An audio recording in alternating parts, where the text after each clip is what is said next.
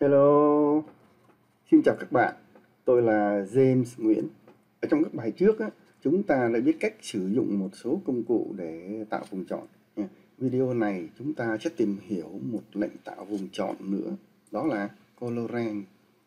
Tôi cũng sẽ hướng dẫn các bạn cách đổi màu cho một đối tượng. Ok, trước tiên chúng ta sẽ tìm hiểu về lệnh Colorant. Đây là lệnh để tạo một vùng chọn dựa vào sự khác biệt của màu trong một cái phạm vi. Thí dụ các bạn thấy hình cái cô gái này này, cô ta mặc một cái váy màu đỏ, cô ta nổi bật trên cái background màu xanh của rừng cây và của hồ nước. Không biết các bạn nghĩ sao nha. Nhưng mà tôi thấy nếu mà cái màu váy này đó nó cùng tông với cái môi trường chung quanh có lẽ nó sẽ đẹp hơn. Rừng cây chung quanh là có màu xanh. Tôi sẽ đổi màu cái váy này thành màu xanh lá thử coi sao nha. Nhưng trước tiên chúng ta sẽ phải nhấn Ctrl+J để duplicate cái layer này trước đã nha. Điều này chúng ta đã học trong bài nói về layer rồi. Để đề phòng có gì sai sót nó sẽ không có ảnh hưởng tới layer gốc. Ok, tôi nhấn Ctrl+J. Rồi. Các bạn coi tôi đã có thêm một layer nữa. Từ bây giờ chúng ta sẽ chỉ thao tác trên cái layer này mà thôi. Tôi tắt layer background đi. Rồi, muốn đổi màu cho cái váy này đó, chúng ta phải tạo vùng chọn cho nó trước nha. Rồi, chúng ta vào menu phóng lớn hình cô gái lên một chút. Được chưa? Rồi chúng ta vào menu select. Rồi, colorant.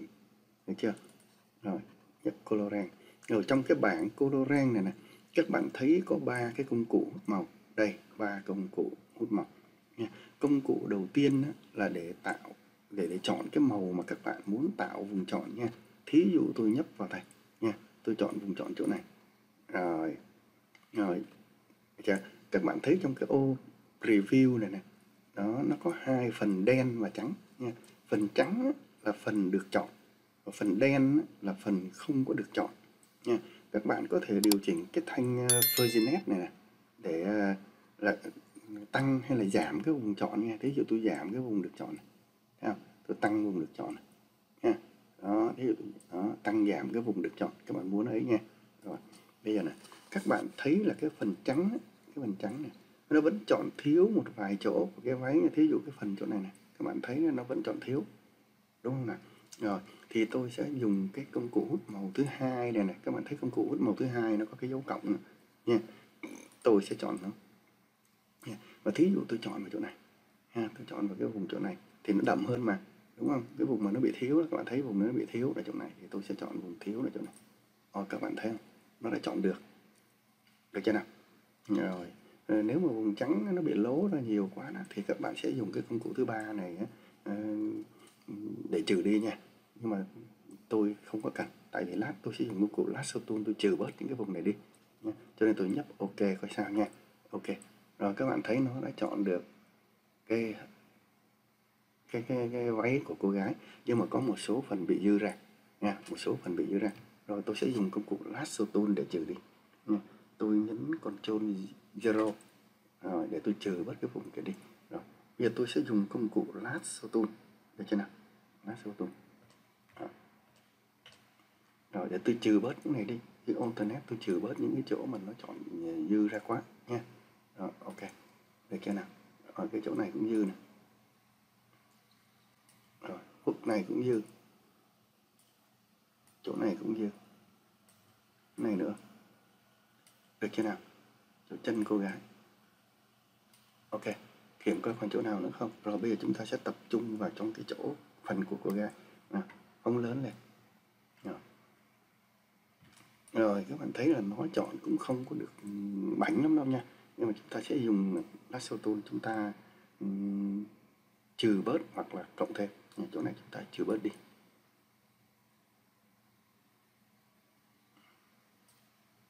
Tạm vậy thôi nha. Tôi làm nhanh để khỏi mất thời giờ của các bạn nhé. Chỗ này tôi chọn thêm, đúng không? Nhấn shift để chọn thêm.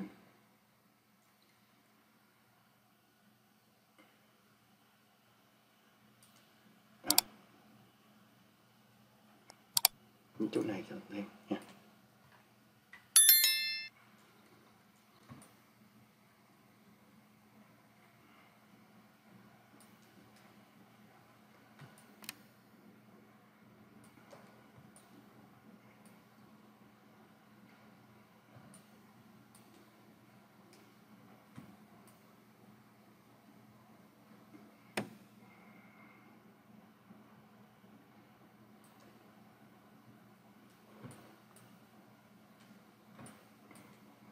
chỗ này nữa chứ, thiếu một chút. Ok, phần tai cô gái chúng ta sẽ bỏ bớt đi, đúng không? Tại vì nó chọn dư màu. Được rồi, tạm ổn ha. Thiếu một chút chỗ này. Rồi, chúng ta giữ shift để chọn thêm.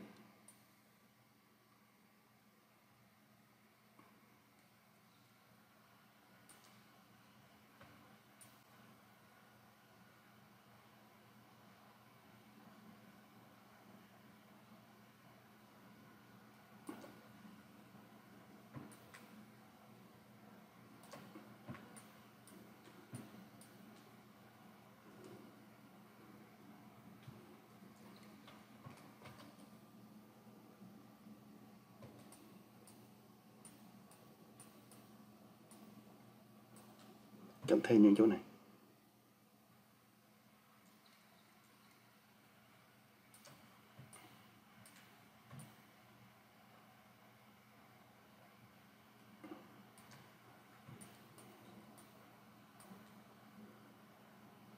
Chỗ này trừ bớt đi.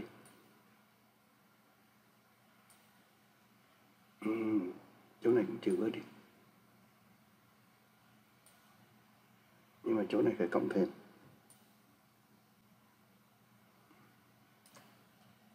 Tôi làm đại khái thôi nha.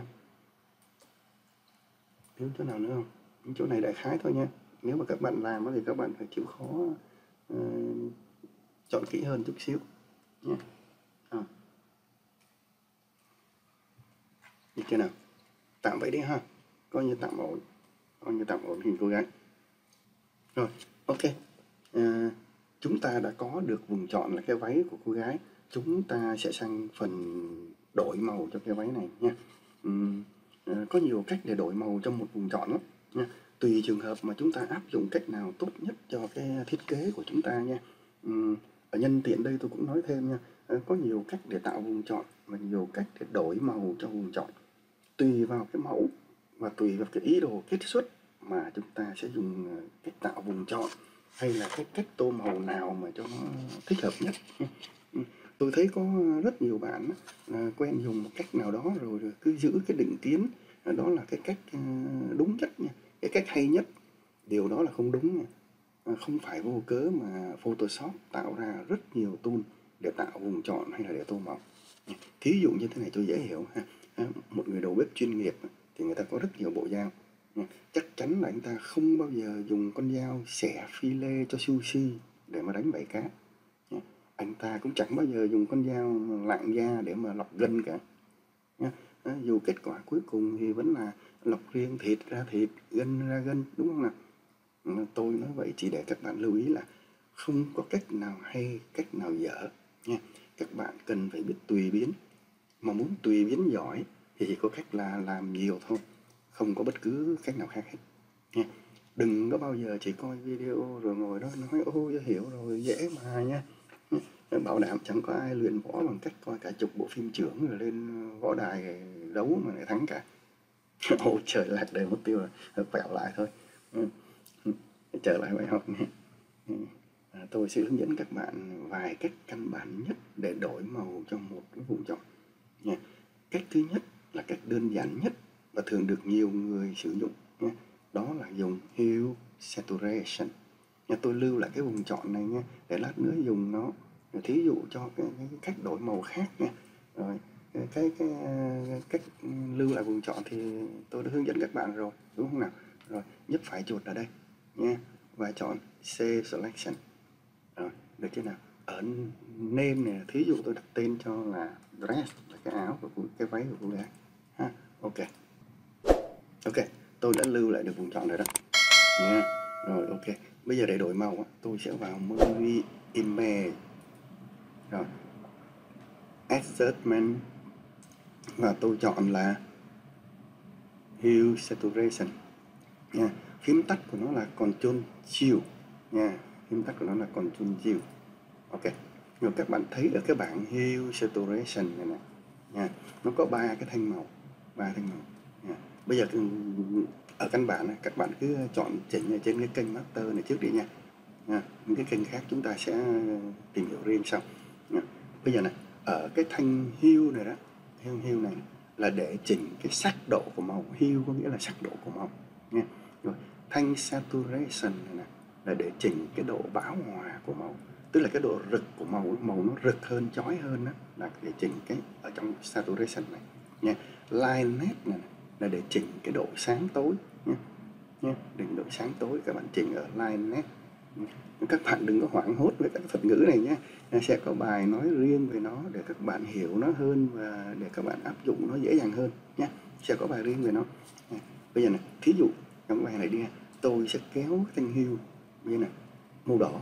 Vừa rồi tôi có nói là tôi muốn đổi thành màu xanh đúng không ạ? Tôi sẽ kéo nó qua bên phải hướng vào màu xanh, hướng vào chỗ này nha. Rồi màu xanh lá tôi sẽ kéo về đây. Các bạn thấy nhích chút xíu á, là nó tự nhiên nó đổi thành cái màu cam, màu vàng đúng không? Không có sao hết nha. Tại vì các bạn chưa hiểu cái hue có nghĩa là gì thôi. Sẽ có bài riêng các bạn sẽ hiểu. Các bạn kéo này nha. Tới đây các bạn thấy nó bắt đầu đổi màu xanh không? Đó. Cái sắc độ màu của nó trên bánh xe màu nó bắt đầu nó các bạn chưa hiểu bánh xe màu luôn nha. Các bạn thí dụ thôi, thí dụ nó ở khoảng cỡ này, các bạn thấy nó màu xanh chưa? Mà đừng có lố nữa nha, các bạn lố nữa là nó sang cái khác nha. Các bạn nó vừa màu xanh này thôi, cái màu xanh đột chuối này để các bạn thấy nó cũng đâu có phải là màu mình muốn xanh lá mà kệ nó đi, cứ để đấy đi. Mình sẽ chỉnh hai cái thanh này khác nữa mà, đúng không? Tôi sẽ chỉnh cái thanh saturation này. Tại sao tôi ngưng không độ không chỉnh hue nữa? Tại vì với xanh như vậy là đủ rồi nhé. Tại vì nó rực màu quá, cái màu nó rực quá cho nên nó mới ra màu này thôi. Thì tôi sẽ giảm cái độ rực màu nó ở saturation nha, thì nó sẽ ra thôi. Bây giờ thí dụ nha, thí dụ tôi tăng saturation, tức là tôi tăng cái độ bão hòa lên, tôi tăng cái độ rực màu của nó lên, các bạn coi nha. Các bạn thấy nó này nó chói hết cỡ rồi, cho nên không còn cách chói nữa. Thì bây giờ thí dụ tôi sẽ giảm nha, thí dụ tôi sẽ giảm cái độ rực màu của nó. Các bạn thấy không? Giảm, các bạn thấy không? Nó sậm màu hơn, nó không còn rực màu nữa nha. Tới đây là nó cũng đỡ rồi. Tới đây là có vẻ cũng được rồi. Bây giờ các bạn ấy nữa nó sẽ sáng màu nó sẽ xám xịt nó không đúng nha. Cái bên đây thì nó vẫn còn là cái màu xanh, được chưa nào? Tạm thời nó vẫn còn là màu xanh. Chúng ta còn chỉnh cái thanh lightness nữa mà, đúng không? Thanh lightness là để chỉnh độ sáng tối, đúng không? Thí dụ tôi kéo qua đây là nó sáng hơn, các bạn thấy nó cháy luôn, cháy sáng luôn. Bây giờ tôi giảm thì sao? Ok, các bạn thấy tôi giảm nên nó là khác. Đồng ý chưa nào? Đó, tôi giảm thì màu nó là khác. Đồng ý chưa? Đó, cỡ này đi, được chưa? Rồi. Thí dụ tạm thời thôi nha, tôi thí dụ thôi, thành thử nó màu nó cũng không có được ok lắm đâu, nhưng mà đại khái vậy là được rồi nha. Ok, tôi nhấp ok nha. Rồi, ok. Rồi, Ctrl đi để ẩn cái vùng chọn đi. Rồi. Ctrl 0 toàn bộ. Các bạn thấy cô gái nó đổi thành cái màu xanh nha. Rồi, được chưa nào? Bây giờ tôi sẽ tắt mở cái layer này nha, tắt mở cái layer để các bạn quan sát nha. Đây là màu nguyên bản nha, và đây là màu các bạn đã đổi màu, được chưa? Màu nguyên bản, đây là màu các bạn đã đổi màu, được rồi ha? Rồi, ok. Rồi, vừa rồi đó là cách thứ nhất, tôi đổi màu cho cái váy từ màu đỏ thành cái màu xanh lá nha. Tôi sẽ hướng dẫn các bạn cách thứ hai nha. Thì tôi sẽ duplicate cái layer background này lên nha. Đây là layer background. Tôi nhấn Ctrl J để duplicate nó. Rồi, tôi đã có cái layer background copy. Ok, tôi nhấp đúp để tôi đổi màu cho nó. Đổi tên chứ. Tôi nhấp đúp để tôi đổi tên cho nó. Thí dụ tôi đổi tên cho nó là Fill. Tại sao lại tên Fill ạ? Bởi vì tôi sẽ dùng lệnh Fill để đổi màu cho nó. Nào, tôi tắt layer này đi nha. Đây là layer Fill. Tôi sẽ dùng một cách khác để đổi màu cho cái áo nha. Vừa rồi cái váy tôi đã có vùng chọn rồi, đúng không ạ? Tôi sẽ nạp lại vùng chọn này làm cho nhanh nha. Thì select, load selection, tôi load cái vùng chọn red này. Ok, tôi đã nhập lại được vùng chọn red, được chưa nào? Rồi, ok, bây giờ này nạp được rồi, đúng không? Tôi sẽ dùng lệnh fill. Lệnh fill chúng ta đã học trong bài trước rồi nha. Tôi vào menu edit, fill. Trước tiên tại vì lệnh fill cho nên là tôi sẽ phải đổi màu của cái, chọn màu của cái màu tiền cảnh trước nha. Ví dụ màu tiền cảnh tôi chọn là cái màu xanh lá đi ha. Màu xanh lá thì nó khoảng này đi ha. Đây, nó khoảng này. Tôi cho thí dụ thôi nha, thí dụ thôi, đậm hơn tí nữa được không? Cái này đi ha, tối quá. Tùy nha, các bạn nhìn theo cái màu new này nè, nhìn theo màu new này coi nó như thế nào nha. Đó, ví dụ cái này thì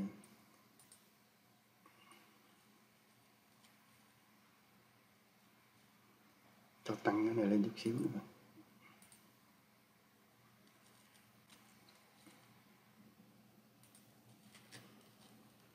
Ok đi ha, ví dụ tôi ok. Đỡ rồi thích. Rồi bây giờ là màu tiền cảnh nó là màu xanh này. Được chưa nào? Rồi tôi sẽ vào bảng edit, fill. Rồi, tôi chọn foreground color nha, tức là chọn màu tiền cảnh để tôi tô. Rồi, ở trong cái phần blending mode này nè, ha. Thí dụ tôi chọn màu, tôi chọn là hue, tức là sắc độ màu, tôi tô cái màu này này, sắc độ màu tôi tô thẳng nó luôn nha. Là tôi tô thẳng lên. Là tôi tô cái mode là tôi dùng hue. Rồi, ok, tôi nhấp ok coi cái này. Các bạn thấy không? Đã đổi thành màu xanh. Được chưa nào? Rồi ha. Rồi. Ok, tôi nhấn Ctrl đi để ẩn vùng trong. Rồi, các bạn coi lại nha. Bây giờ là cái màu cái ấy cũ tắt mở. Rồi, ok. Được rồi ha.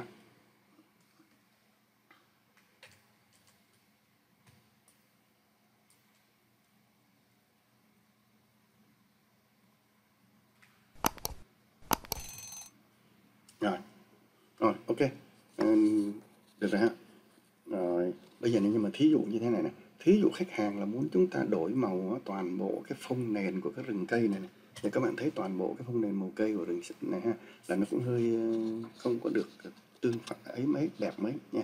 Vậy khách hàng đó yêu cầu là bây giờ tôi muốn đổi màu cái rừng cây này này và cái hồ nước này này, thì sao cho nó có cái màu ám vàng của mùa thu thì sao nào? Piece of cake, dễ như ăn cơm sườn nha. Bây giờ thí dụ tôi duplicate một cái layer fill này lên nữa nha. Rồi, bây giờ tôi duplicate nó. Rồi nhấn Ctrl G để duplicate nó. Tôi đã có layer fill copy. Ok, tắt layer fill đi. Rồi, được chưa nào? Bây giờ tôi sẽ chọn hình cô gái này nha. Thì tôi chọn hình cô gái này đó là tôi dùng công cụ Object Selection Tool nha. Object Selection Tool. Trong bài trước tôi có nói là Object Selection Tool này đó thì ở trong Photoshop CS6 chưa có đâu nha. Nên các bạn nào dùng CS6 thì chịu khó dùng công cụ khác chọn rồi nha. Các công cụ khác nhiều công cụ nó cũng dùng lắm chứ không phải chỉ cần phải tới Object Selection Tool đâu. Là tôi click vào đây.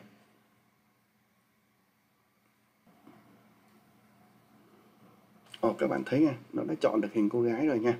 Rồi nó đã chọn hình cô gái rồi nhưng mà chúng ta vẫn còn phải chỉnh sửa lại nhiều lắm nha, tại vì nó chọn công cụ này nó chọn cũng chọn đại thôi mà ha. Bây giờ tôi dùng lasso tool để mà chọn thêm hoặc bớt đi, chỗ này tôi phải chọn thêm nè, nhấn shift chọn thêm, tại vì nó chọn thiếu cô gái nha, tôi muốn hình cô gái mà. Rồi coi phần trên coi như thế nào, trên nó chọn tương đối ha. Rồi, chỗ này nè, tóc của cô gái này, cái này tôi làm thí dụ thôi nha, cái phần tóc là cái phần khó chọn nhất đúng không, các bạn đừng có lo lắng nha, tôi chọn đại thôi để làm thí dụ thôi, sẽ có bài về tách tóc cho các bạn nha. Cái tóc này nó tách thì rất là khó cho nên sẽ phải có một bài riêng. Chỗ tay của cô gái này hơi thiếu tí. Rồi ok, được chưa, coi như tạm ổn đi ha, tạm được, tôi đã chọn được hình cô gái nha. Rồi. Ok, rồi bây giờ tôi sẽ chọn thêm cái gì nữa, người ta chỉ nói thay màu của hồ nước với thay màu của rừng cây thôi, cho nên là cái cầu tàu này này ha, chúng ta cũng sẽ không có đổi màu, cho nên tôi sẽ dùng lasso tool nha, tôi dùng là polygon tool ha, tôi nhấn shift L rồi polygon tool, tôi cộng thêm cái này đúng không, giữ shift nha, giữ shift và tôi chọn thêm. Tôi làm thí dụ nhanh nha, khỏi mất thời giờ các bạn. Ok, coi như tôi đã chọn được hình của cái cầu tàu. Rồi, bây giờ để đảo màu á, thì chúng ta cũng đã học rồi, đảo màu chúng ta chọn Select là invert hoặc là phím tắt của nó là Ctrl Shift I nha. Tôi dùng phím tắt của nó Ctrl Shift I. Tôi đảo màu của cái vùng chọn. Rồi, được chưa? Rồi bây giờ chúng ta sẽ đổi cái màu background cho thành cái màu vàng nhạt. Thí dụ cái màu vàng này đi. Tôi nói thí dụ thôi. Tôi chọn màu vàng này. Tôi thí dụ thôi nha, chọn đại nha. Chỉ làm thí dụ thôi. Ok. Đây là màu vàng. Được chưa nào? Rồi, tôi cũng dùng là rồi edit fill nha. Foreground color, nhưng mà ở cái blending mode này nè là tôi sẽ dùng thí dụ thôi nha. Tôi sẽ dùng overlay. Nha, các bạn phải thử nhiều cái để các bạn coi kết quả nha. Tôi làm một trong những cái thôi. Các bạn có thì giờ các bạn thử nhiều cái trong đây để các bạn coi kết quả của nó nha. Overlay. Ok. Các bạn thấy không? Tôi tạo được như thế này. Nó hơi rực quá, đúng không? Thì có nhiều cách để giảm lắm. Tôi sẽ chỉ các bạn một cách nữa. Khi các bạn vào image nha, các bạn adjust và các bạn là coi như là brightness and contrast, tức là sáng và độ tương phản. Chúng ta giảm cái sáng lại, đúng không? Nó sáng quá, giảm lại. Các bạn thấy giảm lại chút xíu nha, giảm lại chút xíu. Rồi, ok, giảm chút xíu thôi, đừng giảm quá, để cho nó có cái màu vàng của mùa thu. Ok, rồi tôi còn châm đi để ảnh vùng chọn. Rồi bây giờ bật tắt nha, tôi bật tắt cái layer này để các bạn coi kết quả. Các bạn thấy không? Đó, màu nó rực hơn. Và các bạn lưu ý nha, cái màu của các bông hoa màu trắng, màu đỏ ở xa đó là nó cũng nổi hơn một chút. Các bạn thấy không? Rồi, các bạn thấy chưa? Rồi, ok, chúng ta vừa tìm hiểu xong lệnh colorant. Chúng ta cũng biết 2 cách đổi màu cho đối tượng. Còn nhiều cách đổi màu lắm, còn nhiều cách tạo vùng chọn và nhiều cách đổi màu cho đối tượng nữa. Chúng ta sẽ tìm hiểu các bài sau. Bây giờ là các bạn hãy làm bài tập với cái mẫu này coi sao ha. Rồi, ok, đây là cái bài tập các bạn sẽ làm. Các bạn hãy đổi màu cái áo của cô gái áo hồng này nè, để sao cho nó gần giống với cái màu của cô gái bên này coi sao nha. Chỉ cần gần giống thôi, vì giống hoàn toàn như cái kiểu đồng phục thì hơi bị khó đó nha. 2 cái file này đó, tôi để link ở cái phần mô tả nha, các bạn load về để mà thực hành. Bài sau chúng ta sẽ tìm hiểu về các cái thuật ngữ thường được nói tới trong đồ họa. Thí dụ như là các cái thuật ngữ các bạn vừa nghe đó là hue, saturation, tint hay là shadow. Các bạn phải hiểu về nó để các bạn mới áp dụng nó được tốt hơn. Được chưa nào? Rồi, bài sau cũng sẽ là bài giải cho cái bài tập này nha. Sẽ có nhiều điều thú vị ở bài sau nha. Các bạn nhớ đó coi nha. Rồi, cảm ơn các bạn đã chú ý theo dõi.